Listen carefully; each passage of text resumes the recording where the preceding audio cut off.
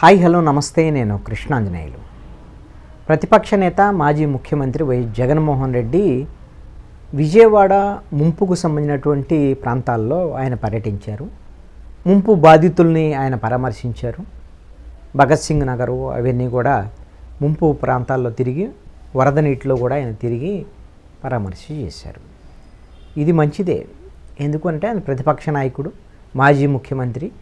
ఆయనకు కూడా బాధ్యత ఉంటుంది కదా. ఇంత పెద్ద వరద వచ్చిన నేపథ్యంలో, విజయవాడ మునిగిపోయినటువంటి నేపథ్యంలో వాళ్ళందరితో మాట్లాడటం, వాళ్ళ సమస్యలు తెలుసుకోవటం, ఏదైనా ఉంటే ప్రభుత్వాన్ని ఏదైనా ఒక వీళ్ళ పునరావాసం, అదేవిధంగా వాళ్ళకి కావాల్సిన సహాయ చర్యలు కావాలి అనే డిమాండ్ చేయటం వరకు ఖచ్చితంగా ప్రతిపక్ష నేత బాధ్యత కూడా అది గుర్తు చేయటం అనేటువంటిది. సరే, అది దాన్ని విమర్శగా ప్రభుత్వం తీసుకోవాల్సినటువంటి అవసరం కూడా లేదు. అయితే ఈ ముంపు ప్రాంతాలని పరామర్శించడానికి, వాళ్ళు బాధితులను పరామర్శించడానికి వచ్చిన నేపథ్యంలో భగత్ సింగ్ నగర్లో మాజీ ముఖ్యమంత్రి జగన్మోహన్ రెడ్డి చేసినటువంటి వ్యాఖ్యలు చాలా హాస్యాస్పదంగా ఉన్నాయి. ఒక రకంగా అనాలోచితంగా చేస్తారా ఇలాంటి వ్యాఖ్యలు, లేకపోతే కనీసమైనటువంటి సమాచారం తీసుకోరా, ఎందుకు ఇలాంటి వ్యాఖ్యలు చేస్తారు అనేటువంటి అనుమానం అందరికీ కలుగుతుంది. వైఎస్ఆర్ కాంగ్రెస్ పార్టీ వాళ్ళకు కూడా కలిగింది, కొంచెం అవగాహన ఉన్నటువంటి వాళ్ళకి. ఆయన చేసినటువంటి వ్యాఖ్యలు ఏంటి? భగత్ సింగ్ నగరు, అదేవిధంగా రాజరాజేశ్వరిపేట, జేఎన్యూఆర్ఎం కాలనీ, వాంబే కాలనీ, ఇలాగా ఒక 13 కాలనీలు విజయవాడలోని 1 టౌన్తో సహా 13 కాలనీలు శివారు ప్రాంతంలో, అదేవిధంగా విజయవాడ చుట్టూ ఉండేటువంటి 16 చదరపు కిలోమీటర్ల పరిధిలో చాలా ప్రాంతాలు మునిగిపోయాయి. 3 రోజుల నుంచి ఇప్పుడు కూడా నీళ్ళలోనే ఉన్నాయి.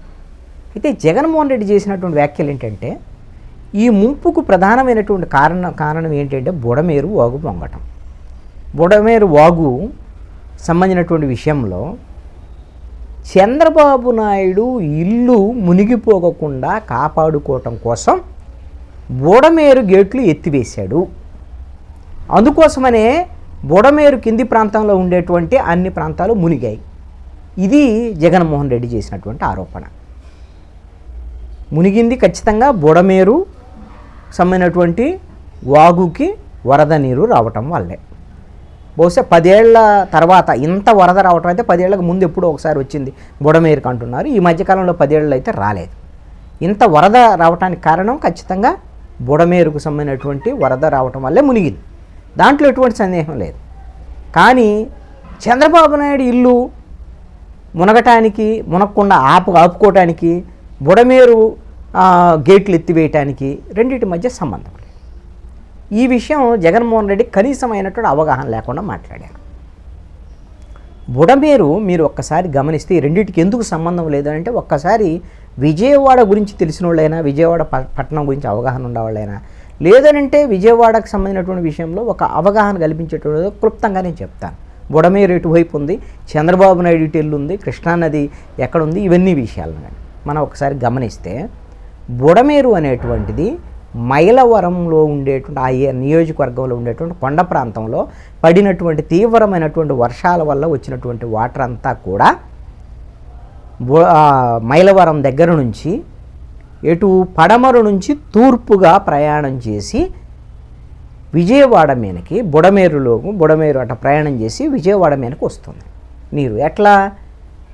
పడమర నుంచి తూర్పు వైపుగా ప్రయాణం చేస్తూ, కృష్ణానది కూడా పడమర నుంచి తూర్పు వైపుగానే ప్రయాణం చేస్తూ ఉంటుంది.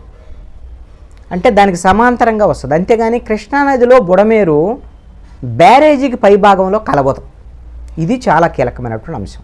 బుడమేరు కూడా ఖచ్చితంగా పడమర నుంచి తూర్పుకే ప్రయాణం చేస్తే, కృష్ణానది కూడా పడమర నుంచి తూర్పుకు ప్రయాణం చేస్తుంది. అంటే మీరు ఒక్కసారి అర్థం చేసుకోవాలంటే, హైదరాబాద్ నుంచి విజయవాడ వచ్చే హైవేకి బుడమేరు ఉత్తరం వైపున ఉంటుంది, కృష్ణానది దక్షిణం వైపు ఉంటుంది. మరి బుడమేరు మైలవరము ఆ ప్రాంతంలో కురిసినటువంటి భారీ వర్షం వల్ల వచ్చి బుడమేరు అది గేట్లు ఎత్తడం, ఒకేసారి పొంగి పొరలటం వల్ల విజయవాడ పరిసరాల్లో ఉండేటువంటి, విజయవాడకి ఉత్తరం వైపున ఉండేటువంటి ప్రాంతంలో ఉండేటువంటి కాలనీలు ఇప్పుడు మునిగిపోయాయి. ఎక్కడ కలుస్తుంది ఇది బుడమేరు విజయవాడ దాటిన తర్వాత విజయవాడకి గన్నవరం మధ్య ప్రాంతం నుంచి తూర్పు వైపుగా ప్రయాణం చేసి కొల్లేరులో కలిసిద్ది వెళ్ళి. ఆ తర్వాత కృష్ణాలో కలిసి ఆ తర్వాత సముద్రంలో కలుస్తుంది. ఎక్కడ ఇదంతా? విజయవాడ బ్యారేజ్కి దిగువ ప్రాంతం, తూర్పు ఉండేటువంటి ప్రాంతం. మరి చంద్రబాబు నాయుడు ఇల్లు ఎక్కడుంది? విజయవాడ ప్రకాశం బ్యారేజీకి పడమర వైపున అమరావతికి వెళ్ళేటువంటి కరకట్ట. అంటే విజయవాడ పట్టణమేమో విజయవాడ హైదరాబాద్ హైవే దాని పక్కన, అంటే కుడి చేతి పక్కన, అంటే దక్షిణం వైపున కృష్ణానది ప్రవాహం చేస్తుంది.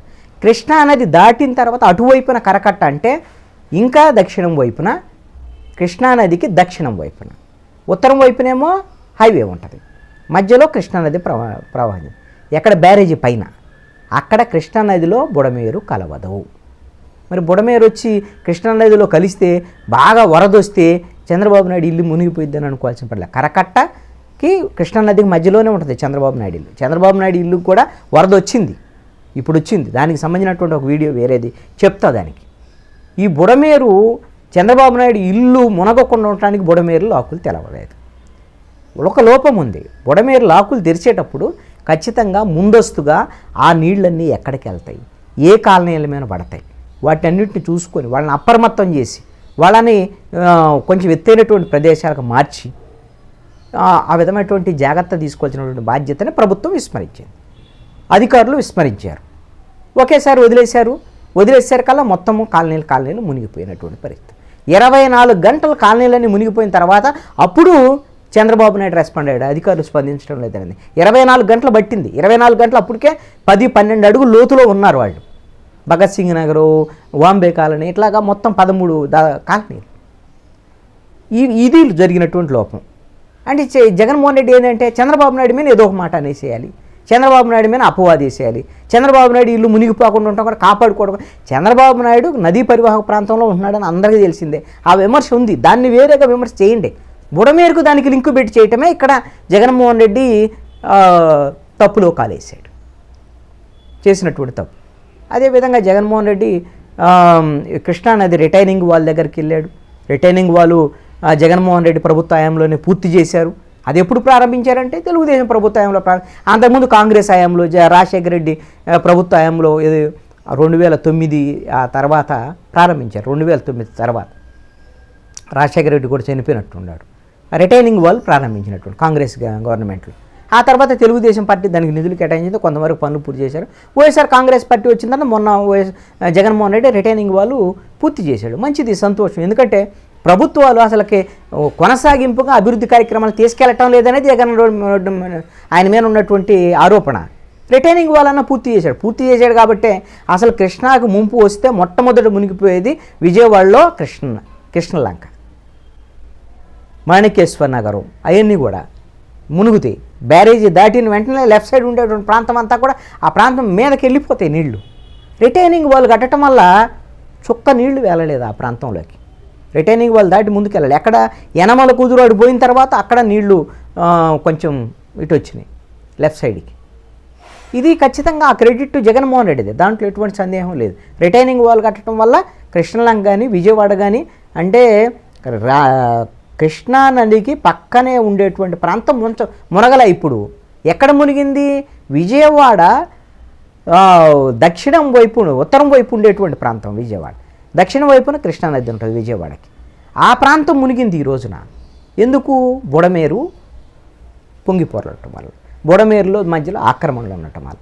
ఇది అంటే జగన్మోహన్ రెడ్డి ఈ మధ్యకాలంలో ఏది పడితే ఒక ఆరోపణ, నోటికొచ్చినట్టు ఆరోపణ, ఇది ఆయన గౌరవం తగ్గించే విధంగా ఉంటుంది. ఖచ్చితంగా ఒక స్పష్టమైనటువంటి సమాచారం ఇక్కడ మల్లాది విష్ణువు వీళ్ళకి తెలుసు కదా, వీళ్ళందరూ ఇక్కడ లోకల్ వాళ్ళే. వాళ్ళతో ఆయన మాట్లాడిన తర్వాత ఒక విమర్శ చేస్తే ప్రభుత్వమైన బాగుండేది. సహేతుకమైనటువంటి విమర్శలు చేయాలి, సహేతుకమైన సూచనలు చేయాలి ప్రభుత్వానికి ప్రతిపక్ష నేత.